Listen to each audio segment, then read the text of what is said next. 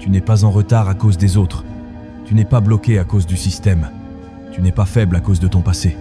La vérité, c'est que chaque jour, tu te bats contre toi-même. Et trop souvent, tu perds. À la fin de cette vidéo, tu comprendras pourquoi ce combat est le seul qui compte vraiment. Et pourquoi, tant que tu ne gagnes pas contre toi, rien dans ta vie ne changera. La plupart des hommes pensent qu'ils sont bloqués par quelque chose d'extérieur. Le manque de temps, le manque d'opportunités, les autres, le système, les circonstances. Cette croyance est confortable parce qu'elle te décharge d'une chose essentielle, la responsabilité. En réalité, la crise n'est pas autour de toi, elle est à l'intérieur. Et tant que tu refuses de la regarder en face, tu continues de te battre contre des ennemis imaginaires. Tu es en conflit permanent avec toi-même. Une partie de toi sait exactement ce qu'elle doit faire. Elle connaît les efforts à fournir, les habitudes à construire, les décisions à prendre. Et pourtant, chaque jour, une autre partie prend le dessus. Celle qui cherche le confort, celle qui veut éviter la difficulté, celle qui remet à plus tard. Ce combat intérieur est silencieux, mais il est constant. Et la majorité des hommes le perd sans même s'en rendre compte. La crise cachée, c'est ce décalage entre ce que tu sais et ce que tu fais. Tu accumules de l'information, des conseils, des idées, mais ton comportement ne suit pas. À force, cette incohérence crée une tension intérieure. Tu te respectes moins, tu doutes de ta parole, tu commences à te voir comme quelqu'un qui parle plus qu'il n'agit. Et cette image, une fois installée, devient difficile à briser. Beaucoup appellent ça un manque de motivation. C'est faux, c'est un manque de clarté sur qui est aux commandes. Tant que tu laisses la version confortable décider, ta vie avance dans une direction que tu n'as pas consciemment choisie. Tu vis par défaut. Et vivre par défaut, c'est accepter une existence moyenne sans jamais l'avoir vraiment décidée. Cette crise est invisible parce qu'elle ne fait pas de bruit. Tu continues à fonctionner, à travailler, à consommer, à passer tes journées. De l'extérieur, tout semble normal. Mais à l'intérieur, quelque chose se dégrade. Tu sens que tu pourrais faire plus, être plus rigoureux, plus présent, plus solide. Et chaque jour où tu n'agis pas dans ce sens renforce l'écart entre l'homme que tu es et celui que tu pourrais devenir. Le plus dangereux, ce n'est pas l'échec, c'est l'habituation à ce conflit. À force de repousser, tu normalises la défaite intérieure. Tu t'habitues à perdre contre toi-même. Et ce qui était au départ une exception devient une identité. Tu ne te bats même plus vraiment. Tu cèdes. Tu appelles ça de la fatigue, du réalisme, de la prudence. La crise cachée, c'est comprendre que ton principal adversaire te ressemble parfaitement. Il connaît tes faiblesses. Il sait exactement quels arguments utiliser pour te faire abandonner. Et tant que tu refuses d'admettre que le combat est interne, tu continueras à chercher des solutions externes à un problème qui n'a jamais été à l'extérieur. Ce n'est pas la vie qui te retient. Ce n'est pas les autres. C'est toi contre toi. Et pour la première fois, tu dois être honnête sur lequel des deux est en train de gagner. La majorité des hommes aborde la transformation comme un combat ponctuel, un effort intense, une décision forte, une période de motivation. Ils pensent qu'il suffit de vouloir assez fort pour changer. Mais le combat contre toi-même ne se gagne jamais en un seul affrontement. Il se gagne dans la répétition, dans les choix minuscules mais constants, pris quand personne ne regarde et quand aucune récompense immédiate n'est visible. Le mécanisme réel n'est pas émotionnel, il est mécanique. Chaque fois que tu agis malgré la résistance intérieure, tu renforces une version de toi. Chaque fois que tu cèdes, tu renforces l'autre. Il n'y a pas de neutralité. Chaque journée est un vote. Et ce sont ces votes répétés qui déterminent qui finit par prendre le contrôle. La transformation commence quand tu arrêtes de débattre avec toi-même. Tant que tu discutes, tu retardes. Tant que tu négocies, tu laisses une porte ouverte à l'abandon. Ceux qui gagnent contre eux-mêmes fonctionnent avec des règles simples et non négociable. Ce qui est décidé est exécuté, indépendamment de l'envie, de l'humeur ou de l'énergie du moment. La douleur volontaire joue un rôle central. Pas comme une punition, mais comme un signal. Elle te rappelle que tu es en train de faire quelque chose qui compte. L'inconfort n'est pas un problème à résoudre. C'est un indicateur. Quand tu fuis systématiquement ce qui est difficile, tu entraînes ton esprit à reculer. Quand tu l'acceptes volontairement, tu l'entraînes à tenir. Avec le temps, cette répétition change ton identité. Tu ne te vois plus comme quelqu'un qui essaie. Tu te vois comme quelqu'un qui fait. Et cette bascule est fondamentale. Elle ne vient pas d'un discours intérieur positif, mais de preuves accumulées. Ton esprit croit ce que tes actes lui montrent, pas ce que tu lui racontes. Le mécanisme réel de la transformation repose donc sur une chose simple mais exigeante. Faire ce que tu sais devoir faire, assez longtemps pour que la version faible perde de la crédibilité. Ce n'est pas spectaculaire, c'est discret, mais c'est irréversible. À partir d'un certain point, revenir en arrière devient plus douloureux que continuer. Et c'est là que tu commences réellement à gagner contre toi-même. Le plus grand mensonge qu'on t'a appris, c'est que le combat était externe, qu'il fallait vaincre des obstacles, dépasser des concurrents, prouver quelque chose aux autres. Ce récit te détourne de la seule bataille qui compte vraiment. Il te fait croire que si tu échoues, c'est parce que les conditions n'étaient pas bonnes, parce que le monde n'était pas juste, parce que tu n'avais pas les bonnes cartes. Ce mensonge est confortable. Il te permet de préserver ton ego. Tant que l'ennemi est à l'extérieur, tu peux rester intact à l'intérieur.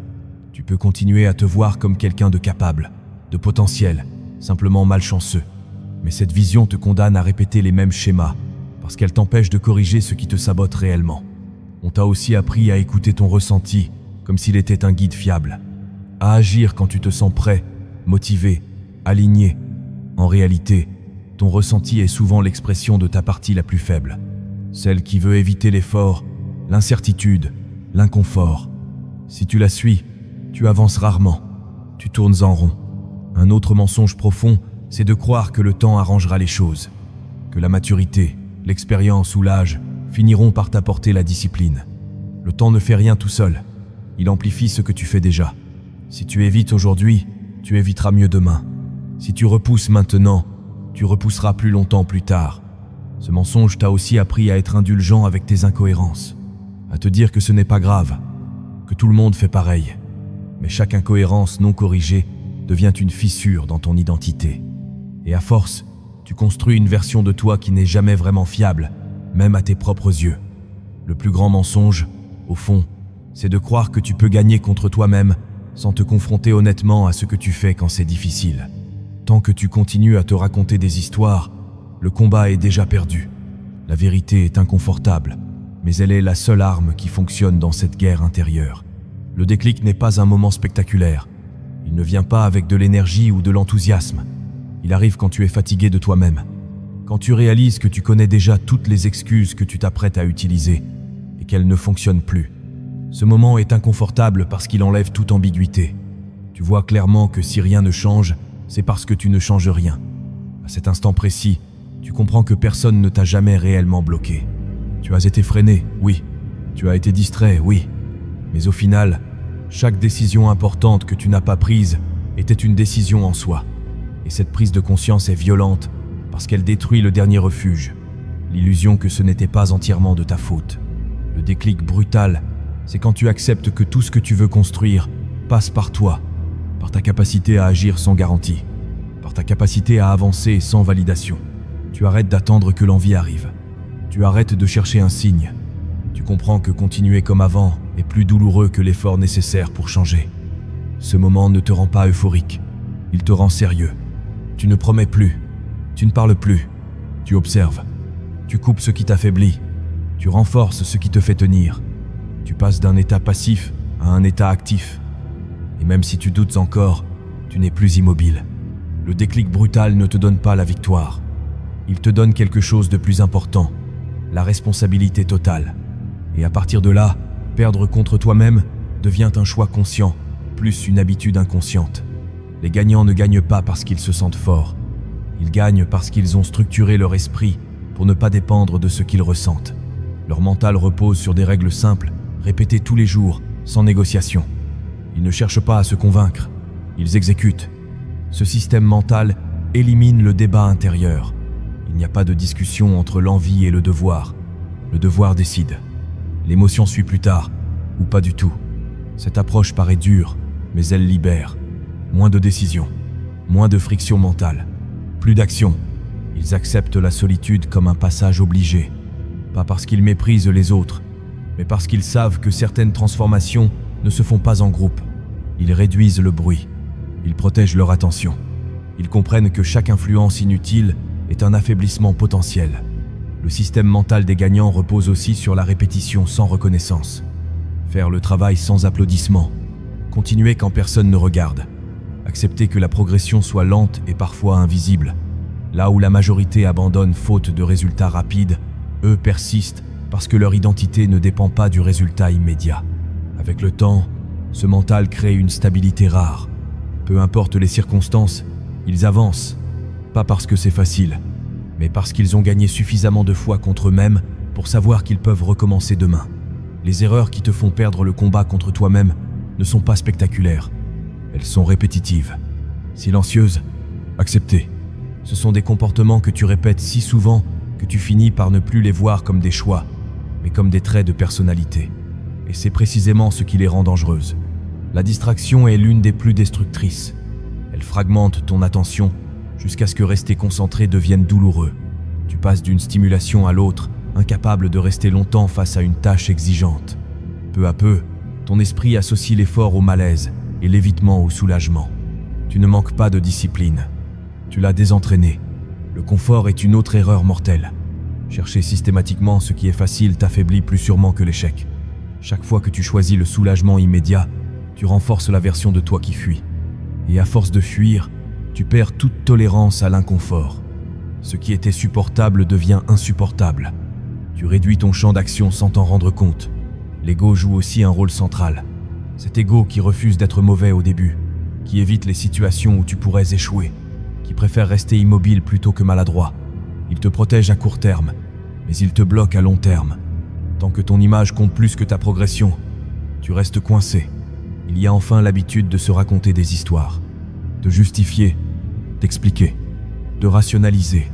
Ces récits te donnent l'illusion de comprendre, mais ils t'éloignent de l'action. Et plus tu expliques, moins tu fais, jusqu'à ce que perdre contre toi-même devienne une routine. La transformation réelle commence quand le combat intérieur cesse d'être équilibré, quand la version disciplinée gagne plus souvent qu'elle ne perd. Pas de manière parfaite, pas sans rechute, mais suffisamment pour installer une nouvelle norme. Tu ne cherches plus à être motivé. Tu fonctionnes, tu simplifies ta vie, tu réduis les décisions inutiles, tu élimines ce qui te détourne.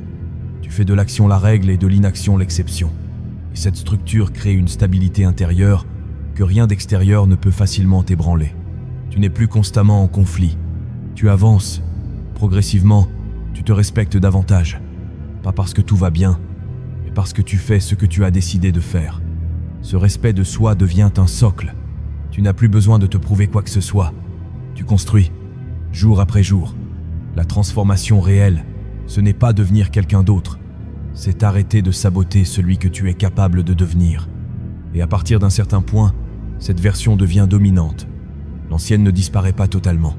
Elle perd simplement le contrôle. La vérité est simple, mais inconfortable. Ce combat ne s'arrête jamais. Et c'est justement pour ça qu'il compte. Chaque jour, sans exception, c'est toi contre toi. Il n'y a pas de pause, pas de raccourci, pas d'issue extérieure. Personne ne viendra te sauver. Le temps n'est pas neutre. Il travaille contre la version faible et pour la version que tu nourris le plus. La douleur que tu évites est le passage. L'action que tu repousses est la clé. À partir de maintenant, tu sais, tu peux continuer à perdre lentement contre toi-même. Ou tu peux décider que, aujourd'hui, tu gagnes une fois de plus. Pas pour impressionner, pas pour prouver, juste pour avancer. Le combat est déjà là. La seule question est, lequel des deux tu entraînes chaque jour ?